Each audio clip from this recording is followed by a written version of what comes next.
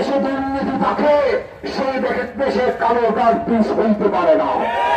যেই দেশে দুর্নীতি থাকে সেই দেশে মানুষের অধিকার প্রতিষ্ঠা হইতে পারে না।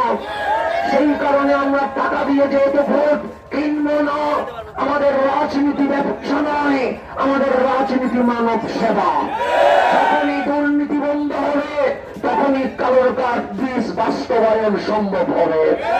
যখনই দুর্নীতি বন্ধ হবে তখনই বেকারত্ব মোচন হবে। যখনই দুর্নীতি বন্ধ হবে তখনই মা বোনের অধিকার প্রতিষ্ঠা করা সম্ভব হবে।